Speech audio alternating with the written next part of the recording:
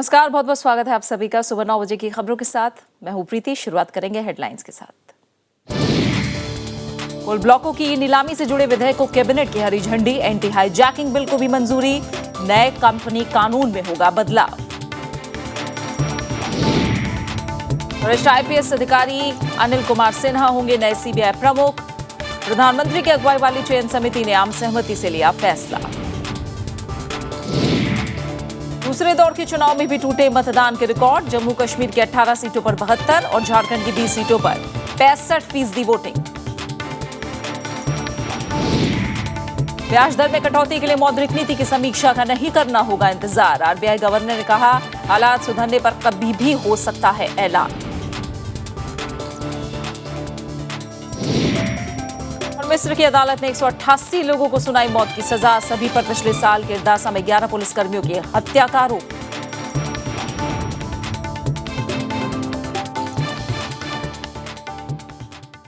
सरकार ने कोयला ब्लॉकों की ई नीलामी का रास्ता साफ करने वाले विधेयक को मंजूरी दे दी है। मंगलवार को केंद्रीय कैबिनेट की बैठक में कंपनी संशोधन बिल और एंटी हाईजैकिंग बिल समेत कई अहम विधेयकों को मंजूरी दी गई।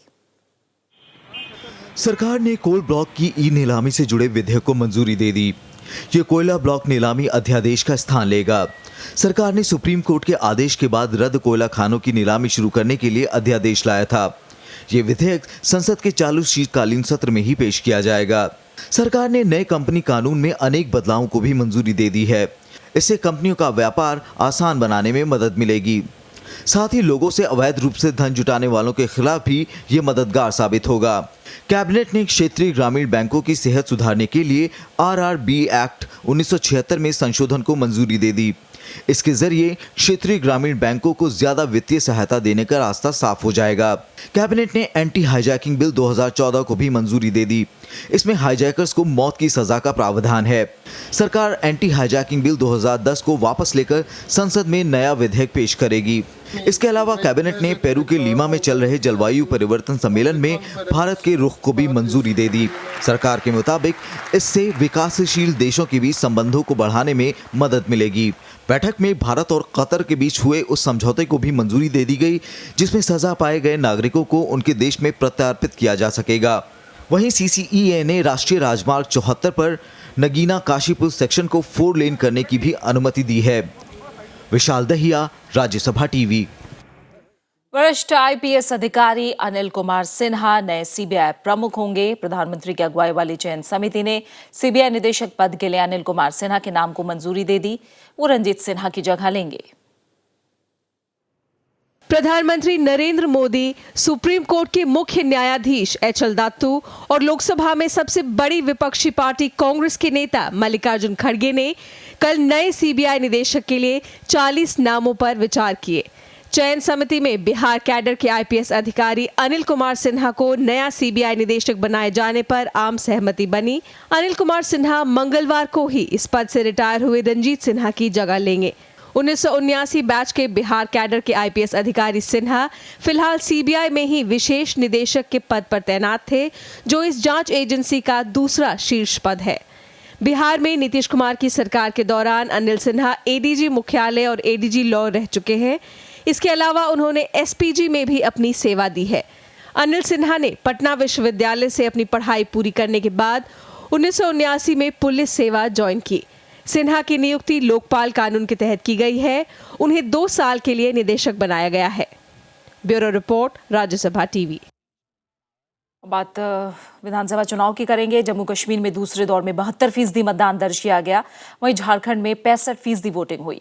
जम्मू कश्मीर के 18 सीटों पर 175 उम्मीदवार और झारखंड की 20 सीटों पर 223 उम्मीदवारों की किस्मत ईवीएम में कैद हो गई। दोनों राज्यों में मतगणना का काम 23 दिसंबर को होगा। जम्मू कश्मीर के लोगों ने दूसरे दौर में भी जमकर वोटिंग की। पहले दौर के चुनाव में हुए रिकॉर्ड मतदान को दोहराते हुए दूसरे दौर में 71% से ज्यादा मतदान हुआ। अलगाववादियों के चुनाव बहिष्कार के आह्वान को 18 सीटों पर मतदाताओं ने फिर से नजरअंदाज किया।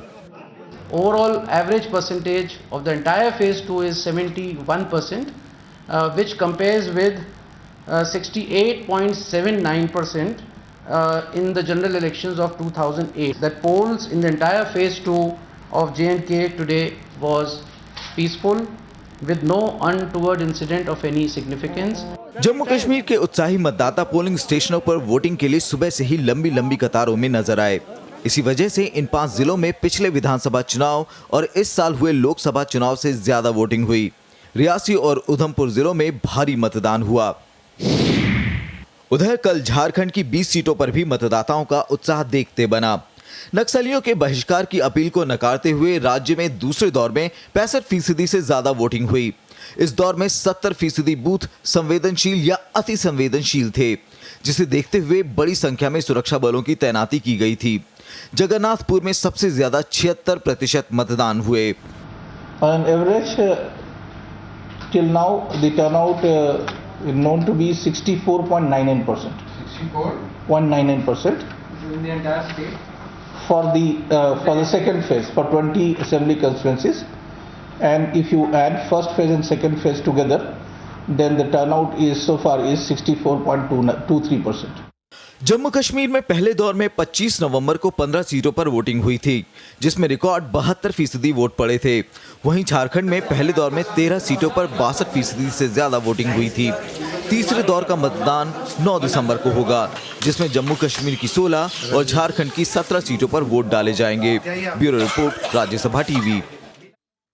कांग्रेस अध्यक्ष सोनिया गांधी ने अपनी पार्टी के सांसदों को लोकसभा में पूरे दिन मौजूद रहने के लिए कहा है। सोनिया गांधी ने मंगलवार को कांग्रेस के लोकसभा सांसदों के साथ बैठक की और लंच के बाद भी लोकसभा में मौजूद रहने की सलाह दी है। लोकसभा चुनाव में कांग्रेस महज 44 सीट जीत पाई थी और फिलहाल लोकसभा में सबसे बड़ी पार्टी होने के बावजूद कांग्रेस को नेता विपक्ष का पद नहीं मिल पाया है। केंद्रीय गृह मंत्री राजनाथ सिंह ने कहा है कि माओवादी समस्या एक चुनौती है और इसका सामना देश को एकजुट होकर करना होगा। सुकमा माओवादी हमले के बाद मंगलवार को छत्तीसगढ़ पहुंचे राजनाथ सिंह ने सीआरपीएफ के शहीद 14 जवानों के परिवारों को आर्थिक सहायता देने का भी ऐलान किया।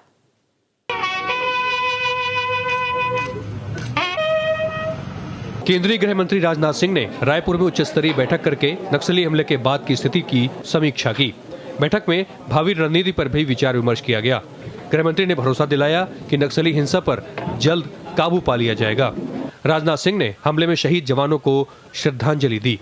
उन्होंने शहीद जवानों के परिजनों को 38 लाख रुपए देने की घोषणा की। और इस चुनौती का मुकाबला सारे देश को एकजुट होकर करना होगा।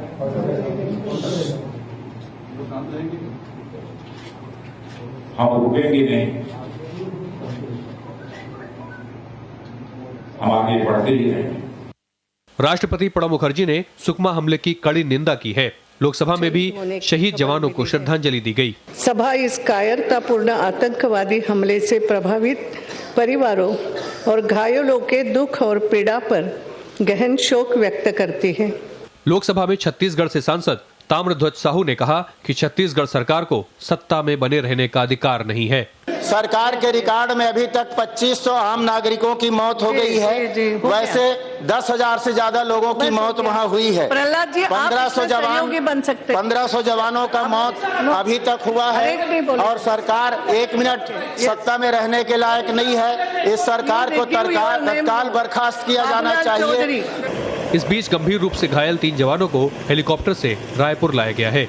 छत्तीसगढ़ के सुकमा जिले में सोमवार को हुए नक्सली हमले में सीआरपीएफ के 14 जवान शहीद हो गए थे, जबकि 12 जवान जख्मी हुए थे। श्याम सुंदर, राज्यसभा टीवी। राष्ट्रीय सुरक्षा की चुनौतियों पर दिल्ली में एक सम्मेलन हुआ। इसमें आतंकवाद से निपटने के लिए एनसीटीसी को लागू करने और एनआईए को ज्यादा ताकत देने की जरूरत महसूस की गई और इसी संदर्भ में केंद्र और राज्यों के रिश्तों पर भी चर्चा हुई।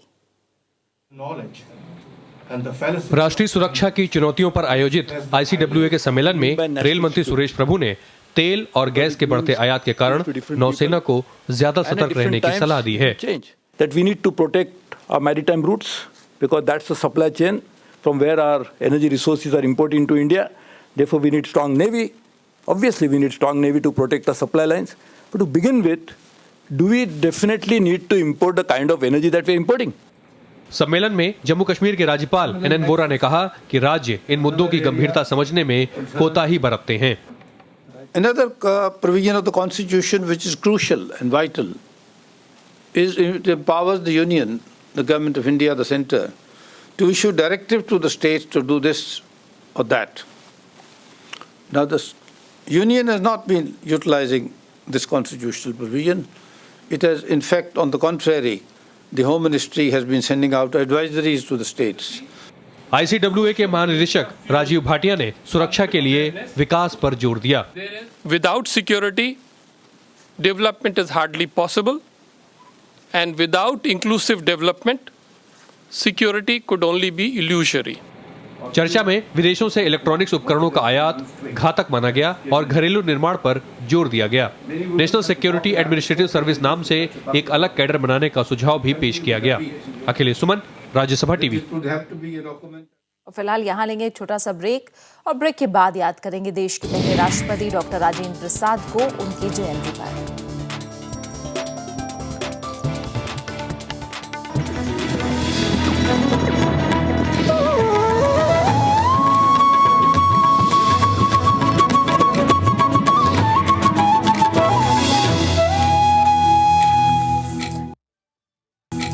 और अब बुलेटिन में कुछ और अहम खबरें। रिजर्व बैंक ने कल अपनी मौद्रिक नीति की समीक्षा में ब्याज दरों को नहीं छेड़ा। हालांकि गवर्नर रघुराम राजन ने साफ तौर पर कहा कि अगर स्थितियां वर्तमान स्तर पर बनी रहती हैं या फिर उनमें सुधार होता है तो ब्याज दरों में कटौती के लिए अगली मौद्रिक नीति का इंतजार नहीं किया जाएगा। खुदरा महंगाई की दर में लगातार कमी। अक्टूबर के महीने में 5 सालों के निचले स्तर पर। कच्चे तेल की कीमतों में 5 सालों की रिकॉर्ड कमी। लेकिन क्या ये परिस्थितियां बनी रहेंगी? ब्याज दरों में कटौती से पहले केंद्रीय बैंक यही सुनिश्चित करना चाहता है और अगर ये परिस्थितियां बनी रहती हैं तो कटौती कभी भी हो सकती है। If the current inflation momentum and changes in inflationary expectations continue and fiscal developments are encouraging, a change in the monetary policy stance is likely early next year, including outside the policy review cycle. हालांकि जानकारों का एक तबका RBI के इस कदम को कुछ ज्यादा ही सावधानी भरा बता रहा है। उनका कहना है कि जब अर्थव्यवस्था की विकास दर में कमी आ रही है तो निवेश बढ़ाना जरूरी है।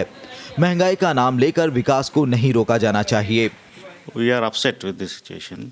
Actually, we are hoping that actually industry needs a rate cut badly to revive the economy. RBI को दोनों चीज़ों का ध्यान रखना होता है, महंगाई की रिडक्शन का भी, साथ ही साथ ग्रोथ पे फोकस डालने का भी। आरबीआई जो है इन्फ्लेशन कंट्रोल के ऊपर जो है ज़्यादा फोकस कर रहे हैं। रघुराम राजन ने ऐलान किया कि आरबीआई जल्द ही बैंकों की इक्विटी से संबंधित दिशा निर्देश जारी करेगा।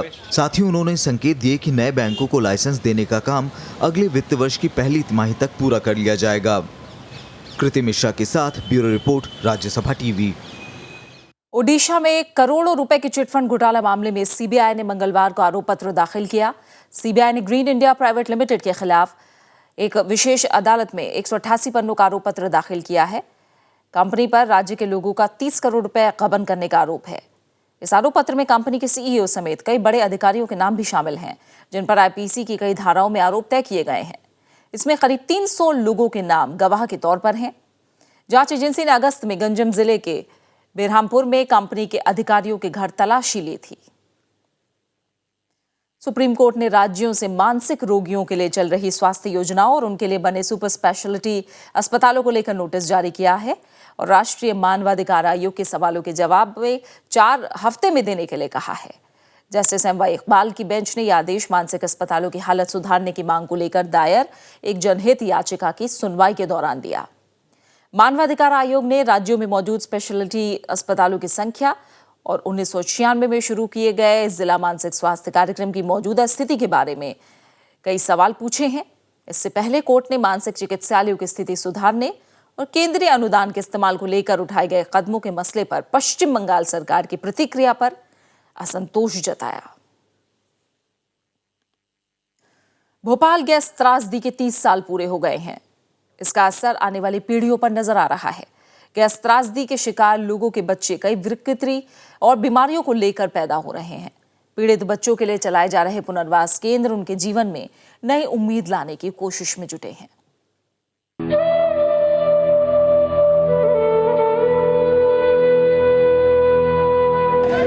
पुनर्वास केंद्र में मौजूद ये बच्चे भले ही भोपाल गैस त्रासदी से सीधे संपर्क में न आए हों, लेकिन इसके असर के चलते पैदा हुई शारीरिक और मानसिक समस्याओं से जूझ रहे हैं। 30 साल का वक्त गुजर गया, सरकार को पता था, अच्छी तरह से पता था कि यूनियन कार्बाइड की गैस जो MIC लगी है ये 2 और 3 पीढ़ियों तक जाएगी, और अब तो ऐसा लगता है शायद चौथी पीढ़ी में भी जाएगी। जो परिवार भोपाल गैस त्रासदी का शिकार हुए, अब उनके बच्चे भी कई तरह की शारीरिक और मानसिक समस्याएं झेलने को मजबूर हैं। ऐसे में ये पुनर्वास केंद्र ही उनकी उम्मीद की किरण बने हुए है। इनको डॉक्टरों ने मना कर दिया, कहना कि ये जैसा है वैसा ही रहेगा, इसका दिमाग कम है तो ये जैसा है वैसा ही रहेगा। हम चिंगारी लेकर आए तो चिंगारी में पता चला ये थेरेपी से अच्छा हो जाएगा। इन पुनर्वास केंद्रों में बच्चों का कई तरह से इलाज किया जा रहा है। चिंगारी ट्रस्ट जो है वो पर्टिकुलर गैस पीड़ितों के लिए ही वर्क करता है। गैस पीड़ितों में 2nd और 3rd जनरेशन में जो जन्मजात विकलांग बच्चे हुए हैं उन्हीं के लिए वर्क करता है। मध्य प्रदेश के भोपाल में 1984 में 2 और 3 दिसंबर की रात यूनियन कार्बाइड फैक्ट्री से MIC गैस का रिसाव हुआ था। करीब 3 दशक पहले हुई इस औद्योगिक दुर्घटना में हजारों लोगों की मौत हो गई थी और लाखों लोगों पर जहरीली गैस का असर पड़ा।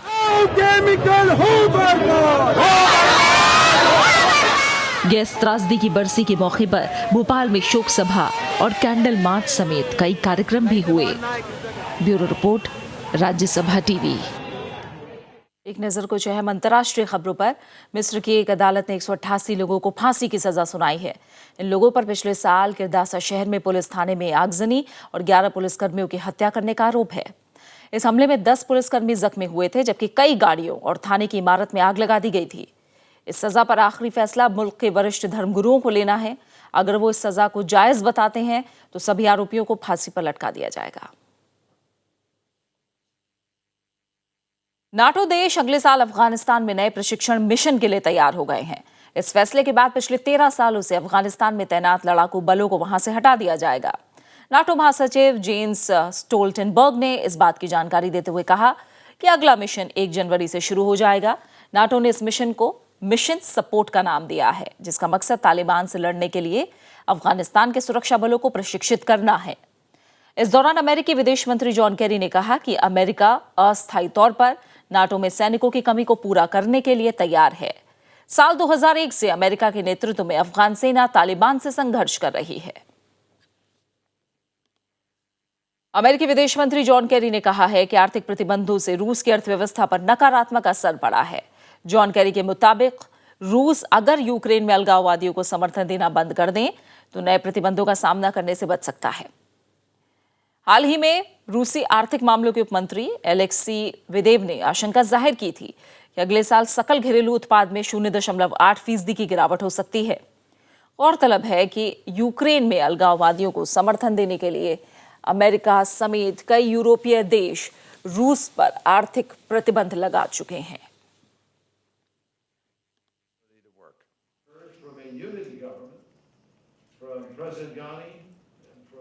And if you look at what is happening in Russia today, I think in the history of Afghanistan, which will now end and be replaced.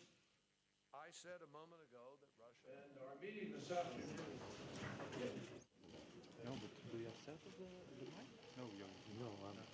अमेरिकी विदेश मंत्री जॉन केरी आर्थिक प्रतिबंधों से रूस की अर्थव्यवस्था पर नकारात्मक असर पड़ा है, ये बात उन्होंने कही है। उनके मुताबिक रूस अगर यूक्रेन से अलगाववादियों को समर्थन देना बंद कर दे तो नए प्रतिबंधों का सामना करने से रूस बच सकता है।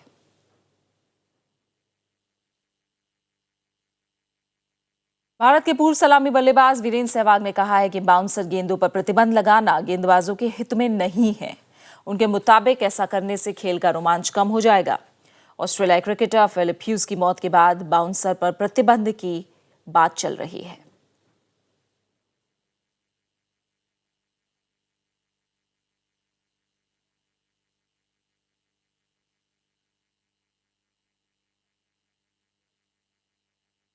ऑस्ट्रेलियाई क्रिकेटर फिलिप ह्यूज का अंतिम संस्कार आज कर दिया गया। ऑस्ट्रेलिया के मैक्सवेल शहर में फिल के अंतिम दर्शन के लिए बड़ी संख्या में लोग पहुंचे। फिलिप ह्यूज का एक घरेलू मैच के दौरान बाउंसर लगने से वो घायल हुए थे और जिसके बाद उन्हें अस्पताल ले जाया गया। अस्पताल में ह्यूज को मृत घोषित कर दिया गया, जिसके बाद खेल की दुनिया में शोक की लहर है।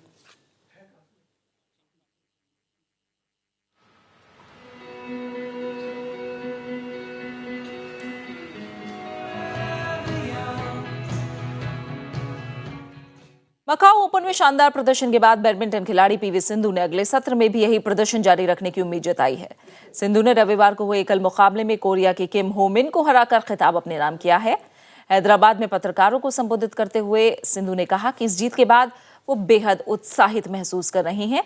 उन्होंने कहा कि साल के आखिर में खिताब जीतना काफी अहम है।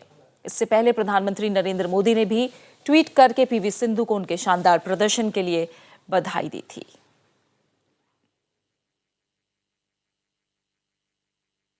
Ending the year with the title, I think I'm really very happy because I've been, in the official tournaments I've been getting medals, but at the year ending I've got a victory, so I'm happy for it. To have Sindhu win this Macau Open is really creditable, and to also beat the kind of players she's beaten.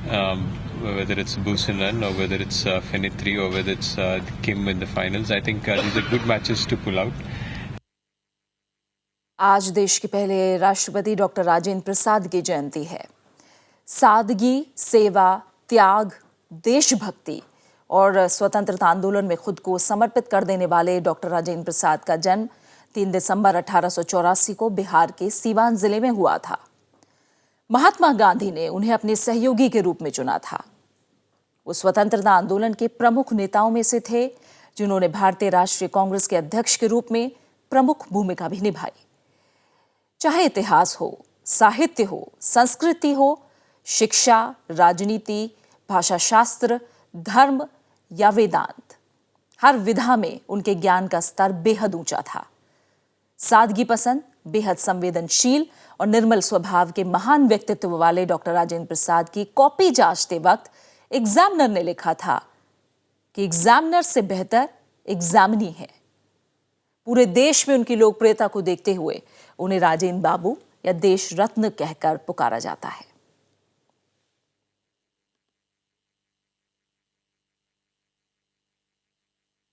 आज देश के पहले राष्ट्रपति doctor Rajendra Prasad को याद किया जा रहा है। आज उनकी जयंती है।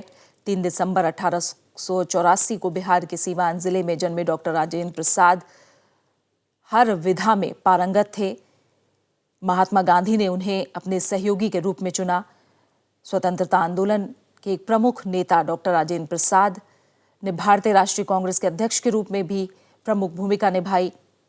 बेहद संवेदनशील स्वभाव के नेता और महान व्यक्तित्व वाले डॉक्टर राजेंद्र प्रसाद को प्यार से देश रत्न और राजेंद्र बाबू कहकर भी पुकारा जाता है।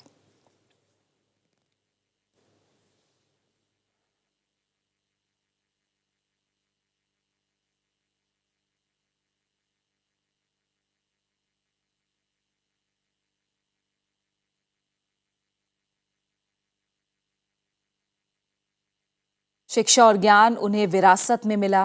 उनके पिता फारसी के बहुत अच्छे ज्ञाता थे। हर विधा में उनकी परिपक्वता को देखते हुए स्कूल के समय में ही उनकी कॉपी जांचते वक्त एग्जामिनर ने उन्हें कमेंट दिया कि एग्जामिनर से बेहतर ये एग्जामिनी है। शायद ही इस तरह का वाकया किसी और के साथ कभी पेश आया हो।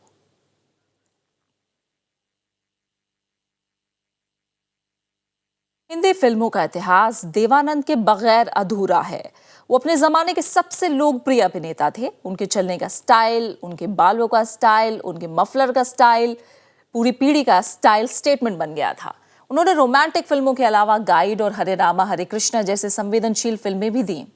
आज उन्हें दुनिया से गए 3 साल हो गए हैं। आइए याद करते हैं देवानंद को उनके फिल्माए कुछ यादगार गीतों के जरिए। माना जनाब ने पुकारा नहीं, क्या मेरा साथ भी गवारा नहीं, मुफ्त में बन के चल दिए तन के, वल्ला जवाब तुम्हारा नहीं। हो खोया खोया चाँद, खुला आसमान, आँखों में सारी रात जाएगी, तुमको भी कैसे नींद आएगी। ओ खोया खोया चाँद, दिल प्यार का राग सुनो रे। पल भर के लिए कोई हमें प्यार कर ले,